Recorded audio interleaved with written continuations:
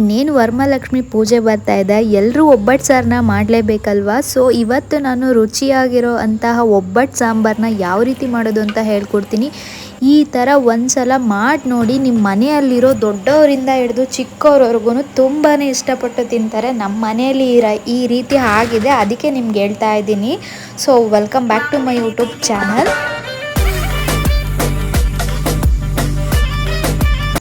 ಒಂದು ಬಾಣಲೆಯಲ್ಲಿ ಮೆಣಸಿನ್ಕಾಯಿ, ಮೆಣಸು, ಕಡಲೆಬೇಳೆ, ಸ್ವಲ್ಪ ಮೆಂತ್ಯ, ಜೀರಿಗೆ, ಸಾಸಿವೆ ಇದಿಷ್ಟು ಹಾಕ್ಕೊಂಡು ಸ್ವಲ್ಪ ಚೆನ್ನಾಗಿ ಫ್ರೈ ಮಾಡ್ಕೊಳ್ಳಿ. ಬ್ರೌನ್ ಆಗೋ ಥರ ಕಾಳು ಮೆಣಸು ನೋಡಿಕೊಂಡು ಹಾಕ್ಕೊಳ್ಳಿ. ಸ್ವಲ್ಪ ಕಾಯಿ, ಈರುಳ್ಳಿ ಇದೆಲ್ಲ ಹೆಚ್ಚಿಟ್ಕೊಂಡಿದ್ದೀನಿ ನಾನು, ಒಂದೊಂದಾಗೆ ತೋರಿಸ್ತೀನಿ ನೋಡಿ.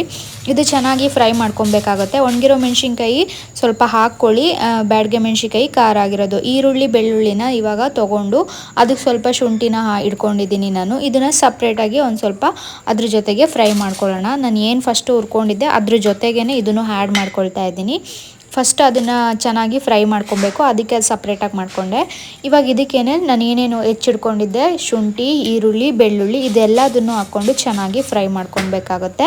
ಇವಾಗ ನಾನು ಆಯಿಲ್ ಹಾಕ್ತಾಯಿದ್ದೀನಿ, ಫಸ್ಟ್ ಆಯಿಲ್ ಹಾಕಿರಲಿಲ್ಲ. ಓಕೆನಾ, ನಿಮ್ಗೆ ಎಷ್ಟು ಬೇಕೋ ಅಷ್ಟು ಆಯಿಲ್ನ ಹಾಕ್ಕೊಂಡು ಚೆನ್ನಾಗಿ ಫ್ರೈ ಮಾಡ್ಕೊಬೇಕು. ಈರುಳ್ಳಿ ಮತ್ತು ಬೆಳ್ಳುಳ್ಳಿ ಎಲ್ಲ ಬ್ರೌನ್ ಕಲರ್ ಬರೋವರೆಗೂ ಫ್ರೈ ಮಾಡ್ಕೊಬೇಕು. ಓಕೆನಾ, ನಮ್ಮ ಮನೆಯಲ್ಲಿ ನಮ್ಮ ಮಾವಾಗೆ ತುಂಬ ಇಷ್ಟ ಈ ಥರ ಒಬ್ಬಟ್ಟು ಸಾಂಬಾರು. ಮಾವ ಅಂತಲ್ಲ, ಎಲ್ಲರೂ ಕೂಡ ತುಂಬಾ ಇಷ್ಟಪಟ್ಟು ತಿಂತಾರೆ. ಸೊ ನಾನು ನಮ್ಮೂರಿನ ಶೈಲಿಯಲ್ಲಿ ಮಾಡ್ತೀನಿ, ತುಂಬಾ ಚೆನ್ನಾಗಿರುತ್ತೆ. ಸ್ವಲ್ಪ ತೆಂಗಿನಕಾಯಿ ಕಟ್ ಮಾಡಿ ಇಟ್ಕೊಂಡಿದ್ದೀನಿ, ಇದನ್ನು ಲಾಸ್ಟಲ್ಲಿ ಆ್ಯಡ್ ಮಾಡ್ಕೊಳ್ತಾ ಇದ್ದೀನಿ. ಈ ಕಂದು ಬಣ್ಣಕ್ಕೆ ಬಂದಮೇಲೆ ನಾನು ತೆಂಗಿನಕಾಯಿನ ಆ್ಯಡ್ ಮಾಡ್ಕೊಳ್ತಾ ಇದ್ದೀನಿ. ಸೊ ಇವಾಗ ಮತ್ತೆ ಚೆನ್ನಾಗಿ ಫ್ರೈ ಮಾಡ್ಕೊಬೇಕು, ಎಲ್ಲದನ್ನು ಹಾಕ್ಕೊಂಡು ಚೆನ್ನಾಗಿ ಫ್ರೈ ಮಾಡಿಕೊಂಡಷ್ಟು ಅದು ಬಣ್ಣ ಚೇಂಜ್ ಆಗಬೇಕು, ಅಲ್ಲಿವರೆಗೂ ಚೆನ್ನಾಗಿ ಫ್ರೈ ಮಾಡ್ಕೊಳ್ಳಿ. ತುಂಬಾ ಚೆನ್ನಾಗಿರುತ್ತೆ. ಎಲ್ಲರೂ ಒಂದು ಸಲ ಟ್ರೈ ಮಾಡಿ ನೋಡಿ. ಈ ಸಲ ಲಕ್ಷ್ಮೀ ಪೂಜೆಗೆ ಈ ಥರ ಒಬ್ಬಟ್ಟು ಸಾಂಬಾರು ಮಾಡಿ ನೋಡಿ. ನಿಮ್ಮ ಮನೆಯಲ್ಲಿರೋರೆಲ್ಲ ಎಷ್ಟು ಲೈಕ್ ಮಾಡ್ತಾರೆ, ಎಷ್ಟು ನಿಮ್ಮನ್ನು ಹಾಗೆ ಎಷ್ಟು ಇಷ್ಟಪಡ್ತಾರೆ. ಊಟ ರುಚಿಯಾಗಿ ಹಾಕ್ಕೊಟ್ರೆ ಮನೆಯಲ್ಲಿ ಎಲ್ಲರೂ ತುಂಬ ಲೈಕ್ ಮಾಡ್ತಾರೆ ಅಲ್ವಾ. ಸೊ ಇದ್ರ ಜೊತೆಗೆ ಇವಾಗ ನಾನು ಕರ್ಬೇವಿನ ಸೊಪ್ಪು ಮತ್ತು ಕೊತ್ತಂಬರಿ ಸೊಪ್ಪು, ಕರ್ಬೇವಿನ ಸೊಪ್ಪು ಲಾಸ್ಟಲ್ಲಿ ಹಾಕ್ಕೊಳ್ಳಿ. ಇವಾಗ ಕೊತ್ತಂಬರಿ ಸೊಪ್ಪು ಹಾಕ್ಕೊಂಡು ಸ್ವಲ್ಪ ಬಾಡಿಸ್ಕೊಳ್ತಾ ಇದ್ದೀನಿ. ಅದು ಸ್ವಲ್ಪ ಹಸಿ ಸ್ಮೆಲ್ ಹೋಗೋವರೆಗೂ ಕ್ಲೀನಾಗಿ ಬಾಡಿಸ್ಕೊಬೇಕಾಗುತ್ತೆ. ಎಲ್ಲದನ್ನು ಚೆನ್ನಾಗಿ ಫ್ರೈ ಮಾಡ್ಕೊಬೇಕು. ಈ ಥರ ಚೆನ್ನಾಗಿ ಫ್ರೈ ಆದ್ರೇ ಅದು ಒಂದು ರುಚಿ ಬರುತ್ತೆ. ರುಚಿ ಬರಬೇಕು ಅಂದರೆ ಹದವಾಗಿ ಎಲ್ಲದನ್ನು ಉರಿಬೇಕಾಗತ್ತೆ. ಇವಾಗ ಬೇಳೆ ಒಬ್ಬಟ್ಟಿಗೆ ಬೇಯಿಸ್ಕೊಂಡಿರೋವಂಥ ಬೇಳೆನ ಒಂದು ಸ್ವಲ್ಪ ಸಪ್ರೇಟಾಗಿ ಇಷ್ಟನ್ನು ನಾನು ಎತ್ತಿಟ್ಕೊಂಡಿದ್ದೀನಿ. ಇವಾಗ ಆ ಬೇಳೆನ ಇದರಲ್ಲಿ ಹಾಕ್ಕೊತಾ ಇದ್ದೀನಿ. ಬೇಳೆ ಸಹ ಹಾಕ್ಕೊಂಡು ಚೆನ್ನಾಗಿ ಫ್ರೈ ಮಾಡ್ಕೊಬೇಕಾಗತ್ತೆ. ಇವಳೇನು ಈ ಥರ ಮಾಡ್ತಾಯಿದ್ದಾಳೆ ಅಂತ ಅಂದ್ಕೊಬೇಡಿ, ಬಟ್ ಈ ಥರ ಟ್ರೈ ಮಾಡಿ ನೋಡಿ. ನಿಮ್ಮ ಸಾಂಬಾರಿಗೆ ಆಲ್ ಟೈಮ್ ಫೇವ್ರೇಟ್ ಆಗಿಬಿಡ್ತಾರೆ, ಅಷ್ಟು ಚೆನ್ನಾಗಿ ಬರುತ್ತೆ ಒಬ್ಬಟ್ಟು ಸಾಂಬಾರು. ಯಾರೂ ಈ ರೀತಿ ಮಾಡಿರಲ್ಲ, ಇನ್ಮೇಲೆ ಈ ರೀತಿ ಮಾಡಿರ್ತೀರ, ನಿಮ್ಮ ಸ್ಟೈಲಲ್ಲಿ ನೀವು ಮಾಡಿರ್ತೀರ. ಸೊ ಈ ಸ್ಟೈಲಲ್ಲಿ ಒಂದು ಸಲ ಟ್ರೈ ಮಾಡಿ ನೋಡಿ, ತುಂಬಾ ಚೆನ್ನಾಗಿ ಬರುತ್ತೆ.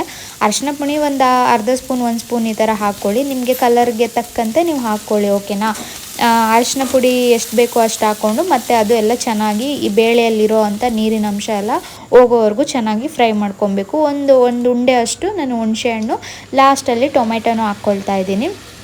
ಇದನ್ನು ಅಷ್ಟೇ ಹಾಕ್ಕೊಂಡು ಸ್ವಲ್ಪ ಚೆನ್ನಾಗಿ ಬಾಡಿಸ್ಕೊಬೇಕಾಗುತ್ತೆ.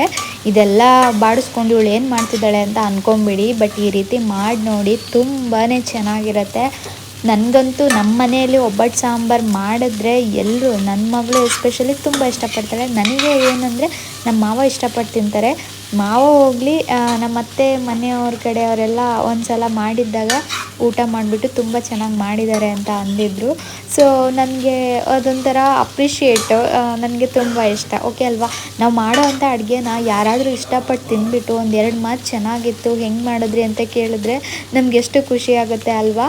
ಸೊ ನಾವಲ್ಲಿ ಎಷ್ಟು ಕಷ್ಟಪಟ್ಟು ಮಾಡಿರ್ತೀವೋ ಆ ಕಷ್ಟಕ್ಕೆ ಅಲ್ಲಿ ಬೆಲೆ ಸಿಗುತ್ತೆ.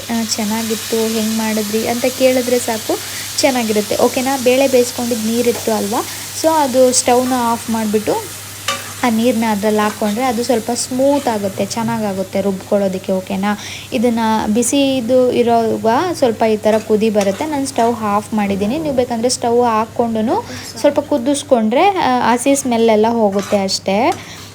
ಬಟ್ ತುಂಬಾ ಚೆನ್ನಾಗಿರುತ್ತೆ ಟೇಸ್ಟು. ಅಂದರೆ ಪೇಸ್ಟ್ ಮಾತ್ರ ಸಣ್ಣಗೆ ಮಾಡ್ಕೊಳ್ಳಿ, ಓಕೆನಾ. ನಾನು ಸ್ವಲ್ಪ ದಪ್ಪ ದಪ್ಪ ಮಾಡ್ಕೊಂಬಿಟ್ಟಿದ್ದೆ. ತೆಂಗಿನಕಾಯಿ ತುರಿದಾಕ್ಕೊಳ್ಳಿ. ನಾನು ಸ್ವಲ್ಪ ಕಟ್ ಮಾಡಿ ಹಾಕಿದ್ದೀನಿ, ತುರಿಯೋದು ಸದ್ಯಕ್ಕೆ ಸಿಗಲಿಲ್ಲ ಅಂದ್ಬಿಟ್ಟು.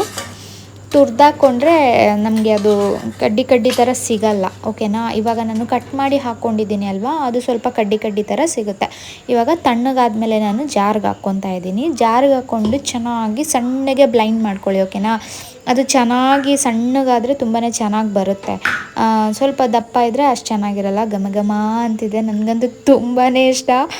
ಹಬ್ಬಗಳು ಬಂದರೆ ಒಬ್ಬಟ್ಟು ಸಾಂಬಾರು ಅಂದರೆ ನಂಗೆ ತುಂಬ ಇಷ್ಟ. ಯಾರು ಹೇಳಲಿಲ್ಲ ಕೇಳಿಲ್ಲ ಅಂದ್ರೂ ನಾನೇ ಮಾಡಿಬಿಡ್ತೀನಿ. ಇನ್ ಕೇಸ್ ಒಬ್ಬಟ್ಟು ಮಾಡಿಲ್ಲ ಅಂದ್ರೂ ಸ್ವಲ್ಪ ಬೇಳೆನ ಚೆನ್ನಾಗಿ ಬೇಯಿಸ್ಕೊಂಡ್ಬಿಟ್ಟು ಮಾಡಿಬಿಡ್ತೀನಿ ಒಬ್ಬಟ್ಟು ಸಾಂಬಾರು ಅಂದ್ಬಿಟ್ಟೆ. ಇನ್ನು ಒಗ್ಗರಣೆಗೆ ಸಾಸಿವೆ, ಜೀರಿಗೆ, ಒಣಮೆಣ್ಸಿನ್ಕಾಯಿ ಮತ್ತು ಮೆಂತ್ಯ, ಒಂದು ಸ್ವಲ್ಪ ಕರ್ಬೇವಿನ ಸೊಪ್ಪು, ಹಿಂಗು, ಮೇಯ್ನ್ ಹಿಂಗು, ಓಕೆನಾ. ಹಿಂಗೆ ಇದಕ್ಕೆ ಮೇಯ್ನ್ ಇಂಗ್ರೀಡಿಯೆಂಟ್ಸು, ಓಕೆನಾ. ಇವಾಗ ಆಯಿಲು 2-3 ಸ್ಪೂನು ಆಯಿಲ್ ಹಾಕ್ಕೊತಾ ಇದ್ದೀನಿ. ನಿಮ್ಗೆ ಎಷ್ಟು ಬೇಕೋ ಅಷ್ಟು ನೀವು ಆಯಿಲ್ ಹಾಕ್ಕೊಳ್ಳಿ. ಜಾಸ್ತಿ ತಿಂತೀನಿ ಅಂದರೆ ಓಕೆ, ಕಮ್ಮಿ ತಿಂತೀನಿ ಅನ್ನೋರು ಸ್ವಲ್ಪ ಕಮ್ಮಿನೇ ಹಾಕ್ಕೊಳ್ಳಿ, ಓಕೆನಾ. ಇವಾಗ ಎಣ್ಣೆ ಸ್ವಲ್ಪ ಬೆಚ್ಚಗಿರೋ ಆಗ ಹಿಂಗೆ ಹಾಕ್ಕೊಳ್ಳಿ. ಹಿಂಗೆ ನೋಡ್ಕೊಂಡು ಹಾಕ್ಕೊಳ್ಳಿ. ಇದು ಪುಡಿ ಇರೋದು, ಜಾಸ್ತಿ ಅಂದ್ರೂ ಏನು ಅನಿಸಲ್ಲ. ಒಂದು ಅರ್ಧ ಸ್ಪೂನಷ್ಟು ಹಿಂಗೆ ಹಾಕ್ಕೊಳ್ಳಿ, ಓಕೆನಾ. ಹಿಂಗೆ ಹಾಕ್ಕೊಂಡ್ಮೇಲೆ ಇದೇನೇನೆಲ್ಲ ಇಟ್ಕೊಂಡಿದ್ದೀನಿ ಇದು ಹಾಕ್ಕೊತಾ ಇದ್ದೀನಿ. ಬ್ಯಾಡಗೆ ಮೆಣಸಿನ್ಕಾಯಿ ಹಾಕ್ಕೊಳ್ಳಿ ಒಗ್ಗರಣೆಗೆ, ಚೆನ್ನಾಗಿರುತ್ತೆ, ಓಕೆನಾ. ರುಚಿನೂ ಚೆನ್ನಾಗಿರುತ್ತೆ, ಅದು ಕಲ್ಲರು ಒಂಥರ ಚೆನ್ನಾಗಿ ಬರುತ್ತೆ. ಮತ್ತು ಬ್ಯಾಡಗೆ ಮೆಣಸಿನ್ಕಾಯಿ ತಿನ್ಲೂಬೋದು, ಅಂದರೆ ನಂಚ್ಕೊಬೋದು, ಚೆನ್ನಾಗಿರುತ್ತೆ. ಬ್ಯಾಡಗೆ ಮೆಣಸಿನ್ಕಾಯಿನ ಒಗ್ಗರಣೆಗೆ ಆದಷ್ಟು ಯೂಸ್ ಮಾಡಿ, ವೇಸ್ಟು ಮಾಡಲ್ಲ. ಯಾಕಂದರೆ ಖಾರ ಇರಲ್ಲ ಅಲ್ವಾ, ಅದು ಎಣ್ಣೆಯಲ್ಲಿ ಚೆನ್ನಾಗಿ ಫ್ರೈ ಆಗಿರುತ್ತೆ ಅಲ್ವಾ. ಸೊ ನಂಚ್ಕೊಂಡು ತಿನ್ನೋದಕ್ಕೆ ತುಂಬಾ ಚೆನ್ನಾಗಿರುತ್ತೆ ಬ್ಯಾಡಗೆ ಮೆಣಸಿನ್ಕಾಯಿ. ಇದನ್ನು ಸ್ವಲ್ಪ ಎಣ್ಣೆಯಲ್ಲಿ ಚೆನ್ನಾಗಿ ಫ್ರೈ ಮಾಡ್ಕೊಬೇಕು, ಓಕೆನಾ. ನಾನು ಸ್ವಲ್ಪ ಎಣ್ಣೆ ಕಮ್ಮಿ ಇದ್ದಂಗೆ ಹಾಕಿದ್ದೀನಿ, ಏನಕ್ಕಂದರೆ ಅದೆಲ್ಲ ಜಾಸ್ತಿ ಸಿಡ್ದು ಬಿಡುತ್ತೆ ಅಂದ್ಬಿಟ್ಟು. ಅದಾದಮೇಲೆ ಇವಾಗ ಏನು ರುಬ್ಕೊಂಡಿರ್ತೀವಿ ಅದನ್ನು ಇದರೊಳಗಡೆ ಸರ್ವ್ ಮಾಡ್ಕೊಬೇಕು. ಇದೆಲ್ಲ ಹಾಕ್ಕೊಂಡು ಕ್ಲೀನಾಗಿ ನೀರು ಹಾಕ್ಕೊಂಡಿರೇ ಸ್ವಲ್ಪ ಹಸಿ ಸ್ಮೆಲ್ ಹೋಗೋವರೆಗೂ ಈ ಥರ ಫ್ರೈ ಮಾಡ್ಕೊಬೇಕು. ಹಸಿ ಸ್ಮೆಲ್ ಏನೂ ಇಲ್ಲ, ನಾನು ನೀರೆಲ್ಲ ಹಾಕ್ಬಿಟ್ಟು ಕುದಿಸಿದ್ದೀನಿ ಅಲ್ವಾ. ಆದರೂ ಅದೊಂದು ವಾಡಿಕೆ, ಹಿಂಗೆ ಇದೇ ಥರ ಮಾಡಬೇಕು ಅಂತ. ಸೊ ಅದಕ್ಕೆ ಹೇಳ್ತಾ ಇದ್ದೀನಿ. ಅದು ಸ್ವಲ್ಪ ಇದಾಗೋವರೆಗೂ ಆ ಥರ ಬಿಸಿ ಮಾಡಿಕೊಂಡು ಚೆನ್ನಾಗಿ ಕೈ ಆಡಿಕೊಂಡು ಏನು ಬೇಳೆ ಬೇಯಿಸಿದ ನೀರಿರುತ್ತೆ ಅದನ್ನು ಹಾಕ್ಕೊಂಡು ಚೆನ್ನಾಗಿ ಮಿಕ್ಸ್ ಮಾಡ್ಕೊಬೇಕಾಗುತ್ತೆ. ಈ ಥರ ಮಾಡ್ಕೊಂಡ್ಮೇಲೆ ಒಂದು 10-15 ನಿಮಿಷ ಬಿಟ್ಬಿಡಬೇಕು. ನಾನು ಬೇಳೆ ರಸ ಇದೆ ಅಲ್ವಾ, ಸೊ ಜಾರಿಗೆ ಸ್ವಲ್ಪ ಅದನ್ನೇ ಹಾಕ್ಕೊಂಡು ತೊಳಿತಾ ಇದ್ದೀನಿ. ಎಕ್ಸ್ಟ್ರಾ ನೀರು ಹಾಕ್ತಾಯಿಲ್ಲ. ಸೊ ಬೇರೆ ನೀರು ಹಾಕ್ಕೊಂಡ್ರೆ ಅದು ರುಚಿಯು ಅಷ್ಟು ಚೆನ್ನಾಗಿ ಬರಲ್ಲ. ನೋಡಿ ಇವಾಗ ಚೆನ್ನಾಗಿ ಇದು ಮಿಕ್ಸ್ ಮಾಡ್ಕೊಬೇಕು. ನಾನು ಹೇಳಿದೆ ಅಲ್ವಾ, ಸ್ವಲ್ಪ ತರಿ ಥರ ರುಬ್ಕೊಂಡ್ಬಿಟ್ಟಿದ್ದೆ. ಎಲ್ಲದು ಓಕೆ, ಕಾಯಿ ಒಂದು ಹೆಚ್ಚಾಕ್ಕೊಂಡಿರಬಾರ್ದಿತ್ತು, ಚೆನ್ನಾಗಿರೋದು. ನೀವೇನಾದರೂ ತೆಂಗಿನಕಾಯಿ ಹೆಚ್ಚಾಕ್ಕೊಂಡ್ರೆ ಚೆನ್ನಾಗಿ ಸಣ್ಣಗೆ ರುಬ್ಕೊಳ್ಳಿ, ಓಕೆನಾ. ಉಪ್ಪು ರುಚಿಗೆ ಎಷ್ಟು ಬೇಕೋ ಅಷ್ಟು ಹಾಕ್ಕೊಳ್ಳಿ. ತೆಂಗಿನಕಾಯಿ ತುರಿದಾಕ್ಕೊಂಡ್ರೆ ಈ ಥರ ಅವಸ್ಥೆ ಇರಲ್ಲ. ನೋಡಿ ಅಲ್ಲಿ ಸಣ್ಣ ಸಣ್ಣದಾಗಿ ಕಾಣಿಸ್ತಿದೆ ಅಲ್ವಾ ತೆಂಗಿನಕಾಯಿ. ನಮಗೇನು ಅನಿಸಲ್ಲ, ಬಟ್ ಅತ್ತೆ ಮಾವ ಅವರು ಸಾಂಬಾರಿಗೆ ತೆಂಗಿನಕಾಯಿನ ಯೂಸ್ ಮಾಡಲ್ಲ, ಆಂಧ್ರ ಸೈಡ್ ಥರ. ಸೊ ಅದು ಅವ್ರಿಗೆ ಬಾಯಿಗೆ ಸಿಕ್ಕಿದ್ರೆ ಅವ್ರಿಗೆ ಇಷ್ಟ ಆಗಲ್ಲ ಅಷ್ಟೇ. ಬಟ್ ಅದು ಸಣ್ಣಗೆ ರುಬ್ಕೊಂಡ್ರೆ ಇನ್ನೂ ಚೆನ್ನಾಗಿ ಬರುತ್ತೆ. ನೋಡಿ ನೋಡ್ತಾ ಇರ್ಬೋದು ನೀವು ಎಷ್ಟು ಚೆನ್ನಾಗಿ ಬಂದಿದೆ ಅಂದ್ಬಿಟ್ಟು. ನನಗಂತೂ ನೋಡಿದ್ರೆ ಬಾಯಲ್ಲಿ ನೀರು ಬರುತ್ತೆ. ಸೊ ಇದೆಲ್ಲ ಆದಮೇಲೆ ಸ್ವಲ್ಪ ಕೊತ್ತಂಬರಿ ಸೊಪ್ಪು ಹಾಕ್ಕೊತಾ ಇದ್ದೀನಿ ಡೆಕೋರೇಷನ್ನು.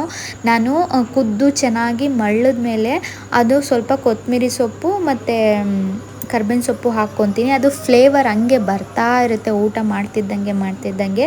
ಸೊ ಫೈನಲಿ ರೆಡಿ ಆಯಿತು, ಊಟ ಮಾಡ್ಬೋದು. ಈ ವಿಡಿಯೋ ಏನಾದರೂ ನಿಮ್ಗೆ ಇಷ್ಟ ಆಗಿದ್ರೆ ಪ್ಲೀಸ್ ಒಂದು ಲೈಕ್ ಮಾಡಿ, ಕಮೆಂಟ್ ಮಾಡಿ, ಶೇರ್ ಮಾಡಿ. ಹಾಗೆ ನೆಕ್ಸ್ಟ್ ವಿಡಿಯೋಗೋಸ್ಕರ ಸಿಗ್ತೀನಿ ಅಂತ ಹೇಳ್ತಾ bye, take care, love you all.